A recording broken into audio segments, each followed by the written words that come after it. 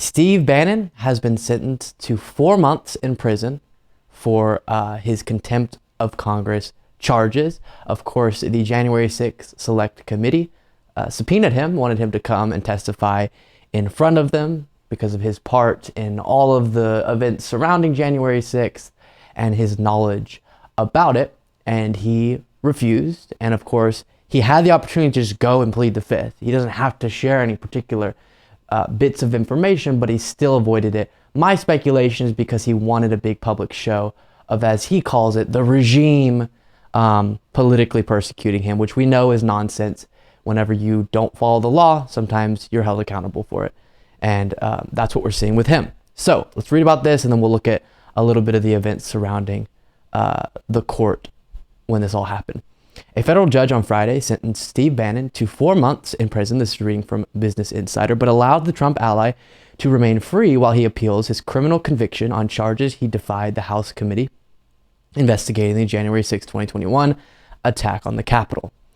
Handed down, Judge Carl Nichols, a Trump appointee, handed down the sentence during a hearing in a Washington, D.C. federal court where a jury found Bannon guilty in July on a pair of contempt of Congress charges. So I like that they note that this Judge Nichols is a Trump appointee, because their first thing they say when any ruling happens they don't like is, oh, it's a corrupt judge.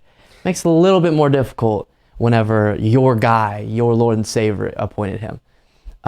Ahead of Friday's sentencing, federal prosecutors recommended that Nichols sentence Bannon to 6 months in prison and order him to pay a $200,000 fine. In a court filing, the prosecutor said Bannon flouted the committee's authority and ignored the subpoena's demands, which is exactly what happened. But then, of course, Nichols eventually decided on 4 months and, if I'm not mistaken, a $6,500 fine. And then, as I mentioned, here is Bannon walking in to hear this ruling to the court. And it was kind of funny. Protesters were shouting, you know, fascist, traitor at him as he was walking in. Traitor! Fascist! Traitor! Fascist! Traitor! Fascist! Fascist!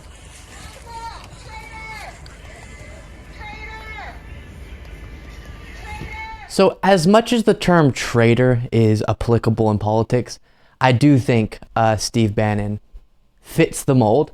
Of course, he is on board still with an idea that the guy who lost the election should still be president, which is very much against the spirit of our Constitution, the specifics of our Constitution, and the general history and pattern we've had of pretty good peaceful transitions of power among our presidents.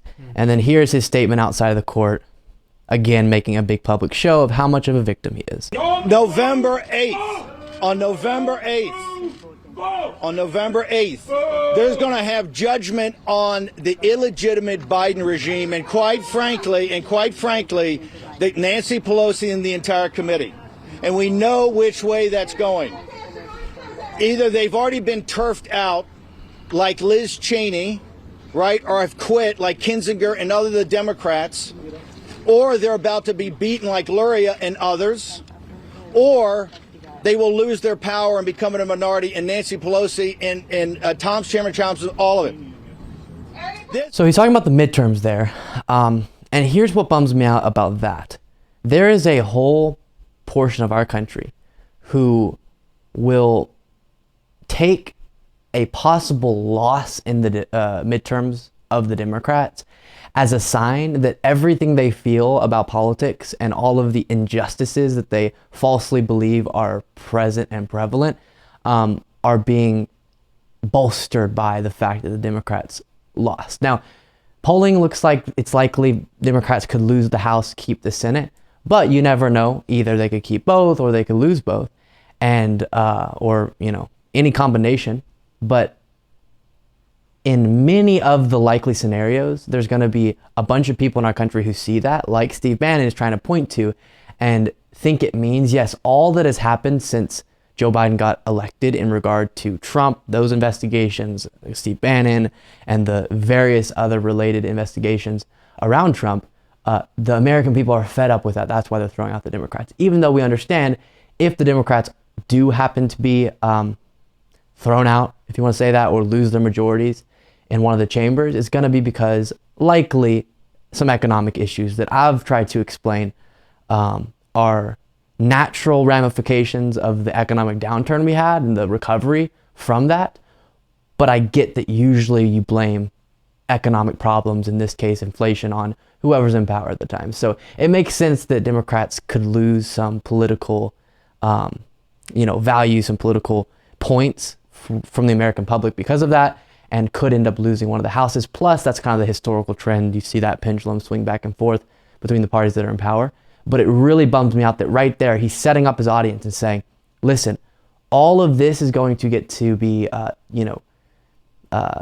judged from the American public in the midterms, even though the reason why the Democrats could lose has nothing to do with the fact that Steve Bannon or Trump is being held accountable, in my opinion. But interesting stuff there. Steve Bannon being sentenced to 4 months in prison for his contempt of Congress.